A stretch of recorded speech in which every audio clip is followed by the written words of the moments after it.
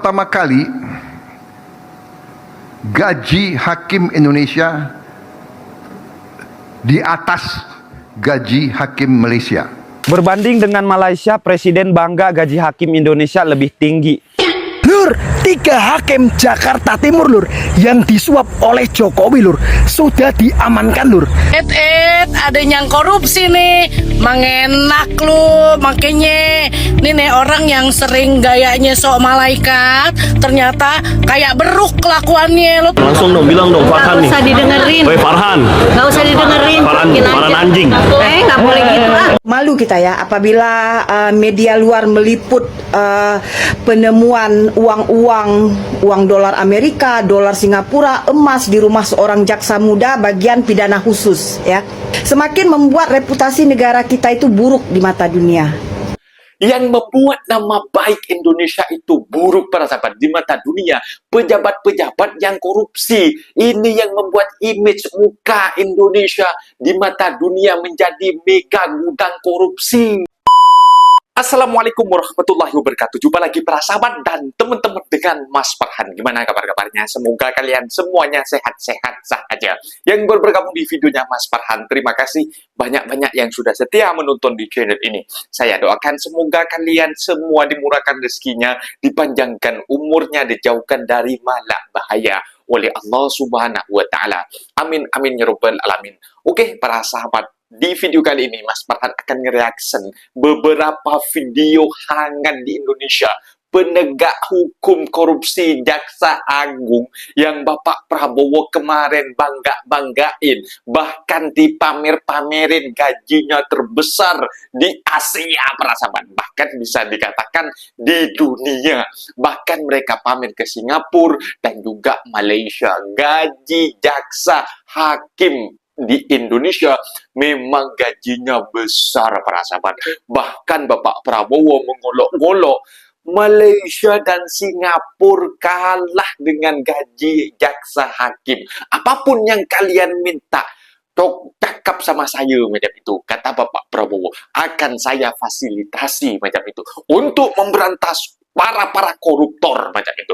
Ternyata para sahabat, yang diberi gaji besar-besaran memakan uang rakyat pajak para sahabat, itu yang makin banyak korupsinya sekarang para sahabat.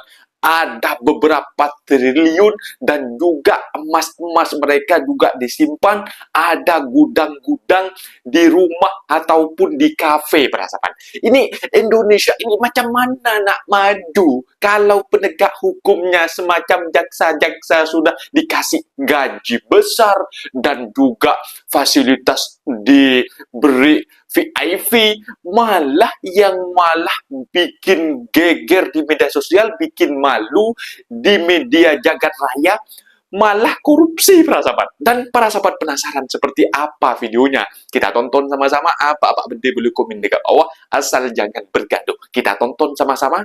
Let's go.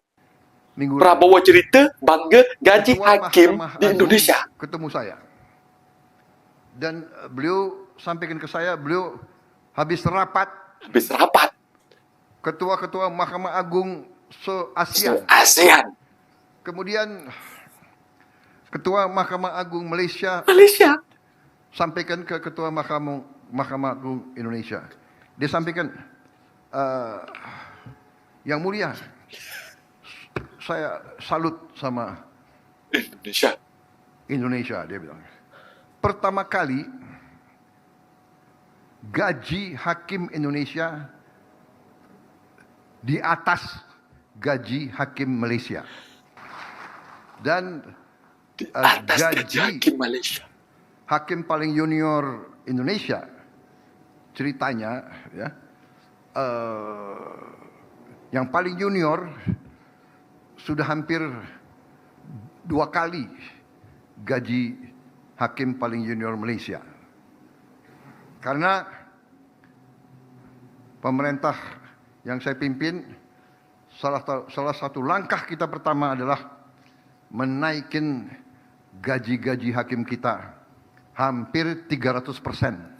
Saya maunya 300%. Tapi Menteri Keuangan hanya setuju 280%. Oke lah. Oke lah katanya. Berbanding dengan Malaysia, Presiden bangga gaji hakim Indonesia lebih tinggi. Komedi macam apa itu? Apanya yang perlu dibanggakan? Malah malu lah yang ada. Apalagi kalau hukumnya masih berantakan. Hukum masih Nih ya berantakan. Pak, saya kasih tahu. Bangga itu kalau gaji guru Indonesia lebih tinggi daripada gaji guru di Malaysia. Nah itu baru bisa dibanggakan sebab kita bisa mengedepankan pendidikan dan bisa mencetak generasi cerdas buat negara dan bangsa. Betul. Bangga itu kalau gaji rakyat lebih tinggi daripada gaji rakyat Malaysia. Nah itu baru bangga. Bangga itu kalau mata uang rupiah lebih tinggi daripada ringgit Malaysia.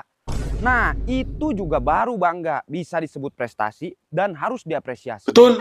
Bangga itu kalau kesejahteraan rakyat Indonesia lebih tinggi daripada rakyat Malaysia. Nah ini yang paling penting dan perlu dibanggakan. Kalau cuma gaji hakim yang lebih tinggi buat apa dibanggakan? Buat apa? Apalagi dibandingkan dengan Malaysia. Apalagi kalau hukum kita masih berantakan. Yang ada malah memalukan. Transfer dulu lah. Ada yang korupsi, Korupsi di nih. Indonesia sudah nggak ada Lu, obatnya. makanya, Ini nih orang yang sering Ini, gayanya sok malaikat. jaksa-jaksa, ternyata hakim. Kayak beruk kelakuannya. Lo tuh beruk gak? Kunyuk tuh monyet. Gayanya sih, gue pemberantas korupsi nih. Ternyata apaan? Berak sekebon, cebok sesendok. Ya, mengenak lo. Nih jadi nih orang nih yang sering nanganin kasusnya Nadiem, kasus Pertamina, kasusnya si Tom Lembong, semua diurusin sama dia tuh. Terus pas digeledah, gila 5 triliun. 5 triliun. Terus ada money changernya juga. Yang digeledah apaan? Kafe, nyimpen duitnya di kafe. Tuh di kafe ya. Goblok. Rumahnya dijagain sama tentara. Lo ngapain jagain rumah korupsi? Koruptor tuh lo jagain, jangan. Mendingan lo jagain Kopdes no. Sambil nyanyi-nyanyi ya. Orang datang siap. Kayak begitu. Siapa sangka, sebuah kafe dan money changer di kawasan Cipete, Jakarta Selatan menyimpan rahasia besar di dalamnya. Apa itu? Mari simak faktanya. Tim gabungan Kortas Tipikor Polri dan Polda Metro Jaya bergerak menggeledah kafe The Clan Signature. Di sana, penyidik menemukan berangkas besar yang ditanam di dinding. Isinya mengejutkan. Ada uang tunai dalam bentuk dolar Singapura, dolar Amerika, dan rupiah. Jika dikonversi, totalnya mencapai hampir 60 miliar rupiah. 60 miliar? Polisi juga menyita ponsel dan berbagai dokumen elektronik sebagai barang bukti. Tak sampai di situ, penggeledahan berlanjut ke sebuah money changer. Di lokasi ini, penyidik menyita 71 item barang bukti berupa mata uang asing dengan total 7,2 miliar rupiah. Total temuan dari operasi serentak di 8 lokasi ini benar-benar fantastis. Ada money changer juga. Operasi ini adalah joint investigation besar-besaran terkait dugaan korupsi, gratifikasi, dan pencucian uang. Kasus yang diusut pun bukan main-main. Mulai dari dugaan korupsi pengadaan batubara PLTU periode 2018-2026, Batubara juga dikorupsi. kasus Asabri dan Jiwasraya periode 2020-2025, hingga dugaan korupsi penyelesaian utang PT CBS kepada PT KNI. Sebuah temuan yang bikin publik geleng-geleng kepala. Menurut kamu, apakah penemuan berangkas ini bakal jadi pintu pembuka untuk mengungkap aktor intelektual di balik semua kasus besar ini? Sampaikan opini kalian di kolom komentar. Polisi ditangkap kejaksaan, kejaksaan ditangkap polisi, sedangkan rumah kejaksaan dijaga sama tentara. Ayo mau ngomong hukum di mana ini kita, Sob? Mereka-mereka itu ada backingnya. Backingnya biasanya seragamnya itu kalau nggak hijau ya coklat. Dulu pamer gaji jaksa. La ilaha illallah.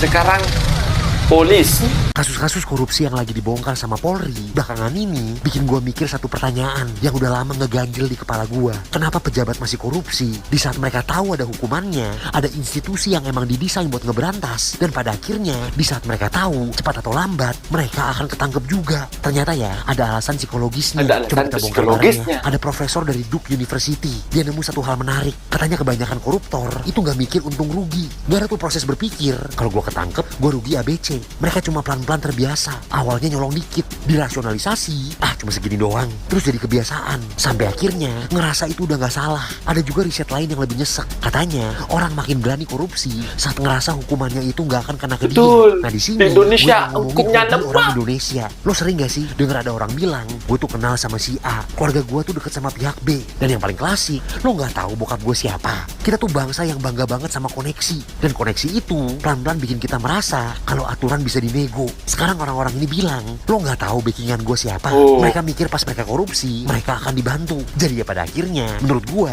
kenapa korupsi ini terus-terusan muncul terus adalah bukan karena hukumannya enteng, tapi karena hukumannya gak pasti. Gak pasti kena ke para koruptor. Karena selama mereka mikir masih ada backingan, hukumannya gak akan mempan. Gue harap harinya akan tiba di mana koneksi orang-orang ini udah gak ada artinya. Tapi gimana deh kalau menurut lo? Guys, info terkini. Gaji guru. Aku sebut gaji guru kecil karena kekayaan negara bocor. Bukan bocor ke luar negeri. Waduh, bocor di dalam negeri. Kenapa bukan gaji para menteri dan gaji para DPR yang bocor ke luar negeri? Masyarakat Indonesia memiliki gaji di bawah dari 8 juta termasuk dalam golongan masyarakat yang berpenghasilan rendah. Ada yang di bawah 2 juta. Terus tinggi itu kita sebut 8 juta, ada yang di bawah 2 juta, kasihan. Itu termasuk dalam golongan apa itu? Masyarakat apa? Masyarakat melarat, masyarakat yang memiliki gaji melarat, masyarakat yang memiliki gaji imut. Apa itu? Yang cocok namanya apa itu? Terus tinggi kita sebut 8 juta. 8 juta. UMR saja 3 juta. Baru sebut 8 juta. UMR di Kendari sini 3 juta sudah. Cocote. Gaji 8 juta we masuk kategori berpenghasilan rendah. Lah nek gaji 2 juta, 2,5 juta, bahkan ono sing 1,5 juta, kui masuk kategori miskin. Berpenghasilan opo? Berpenghasilan glosor, wis rendah meneh. Setelah menonton video ini akan tahu kalian tergolong sebagai orang mampu Atau miskin. Orang miskin. Menurut data Bank Dunia, pendapatan masyarakat miskin Indonesia 1,51 juta per orang per bulan. Gimana? Wis ketemu, wis tahu kalau kalian ternyata miskin, ya kan? Kasih. Sekitar 300 ringgit. Miskin. Jadi menurut data Bank Dunia, pendapatan masyarakat Indonesia 1.512.000 per orang per bulan itu tergolong sebagai orang miskin. Berarti banyak banget ya orang miskin di dunia. Di Indonesia. Kalau penghasilannya 1,5 juta, terus itu yang kerja bapaknya aja, istrinya nggak kerja, berarti sehari menghabiskan 50.000. Ya Allah, miskin banget, kasihan. Miskin kalian kan? Kalau kalian miskin karena penghasilannya 1,5 juta, kalian nggak usah malu. Nggak usah malu. Yang seharusnya malu adalah pemimpin kita, pejabat kita. Malu sama dunia. Memang ya, uang 1,5 juta itu nggak ada apa-apanya sekarang. Ya, beli bensin, listrik, gas, beli belanja, sayur, makan, semuanya itu biaya sekolah anak nggak ada apa-apanya. Makanya yang harus malu itu negara. Wis, komen ya, kalian tergolong orang miskin atau enggak? Aku sih kaya ya, kayaknya sih ya. Malu kita ya apabila media luar meliput penemuan uang dolar Amerika, dolar Singapura, emas di rumah seorang jaksa muda bagian pidana khusus ya. Iya Kak. Semakin membuat reputasi negara kita itu buruk di mata dunia. Jelas nyata ya, reputasi negara kita itu memang tercalar ulah-ulah oknum-oknum pejabat-pejabat tinggi di negara kita Indonesia. Yang merusak negara kita itu, yang membuat buruk nama negara Indonesia itu adalah pejabat-pejabat di Indonesia. Coba lihat, seorang jaksa muda bagian bidang pidana khusus, ditemukan barang-barang bukti sebanyak uang dolar Singapura, dolar Amerika, emas di rumahnya. Aduh, kayak mana rakyat Indonesia itu nggak miskin ya? Kayak mana rakyat Indonesia mau mendapatkan keadilan kalau jaksanya aja melakukan hal seperti ini? Jadi jangan kita marah sebagai rakyat Indonesia apabila negara kita dilabel sebagai negara terkorup di dunia. Nah, itu dia para sahabat dan teman-teman video yang sudah kita simak. Bahwasanya Bapak Prabowo, para sahabat, kemarin ini sempat pamer kepada halayak ramai. Apa nak pamer Bapak Prabowo soal gaji jaksa di Indonesia? Bahkan mereka mengatakan se-ASEAN, para sahabat. Mereka mengatakan Indonesia terbaik menggaji hakim terbesar. Macam itu, para sahabat. Tak ada yang harus dibanggakan Bapak Prabowo untuk pejabat-pejabat semacam itu. Kalian harus menghargai jerih payah guru-guru. Apabila guru-guru menuntut di Indonesia untuk menaikkan gaji sahaja, para sahabat, mereka mengatakan uang di Indonesia itu bocor ke luar negeri macam itu. Ke luar negara. Bukan bocor ke luar negara.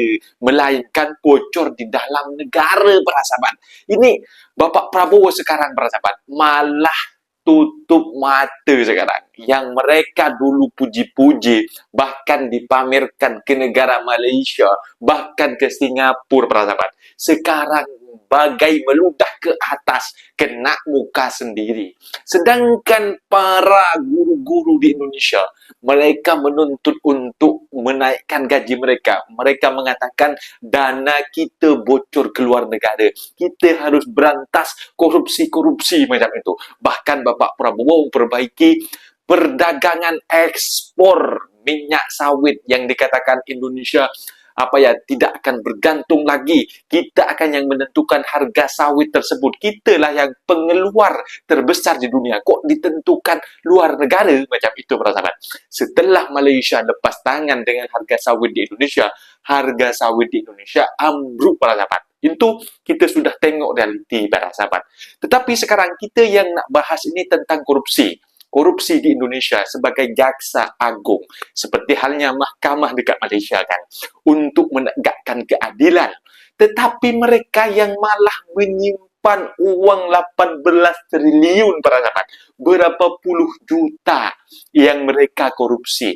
Macam mana Indonesia, warga-warga kecil, warga-warga miskin untuk mendapatkan keadilan. Sedangkan jaksa yang diajos sama Bapak Prabowo, dinaikkan gajinya, digenjot dengan gaji besar-besaran, malah ladang korupsi, para sahabat. Ini Bapak Prabowo, tolonglah Bapak Prabowo, buat Indonesia sejahtera. Macam itu. Kalian harus membuat undang-undang. Karena Indonesia undang-undang bagi buat para korupsi ini sangat lemah, para sahabat. Makanya pejabat-pejabat di Indonesia tak takut berulang-ulang membuat korupsi, meskipun mega korupsi di Indonesia sudah ketahuan, ketangkep macam itu. Ada lagi pejabat-pejabatnya nanti ke bawahannya, para sahabat, buat korupsi lagi macam itu. Karena penegak hukum dan juga lawyer yang membela macam itu.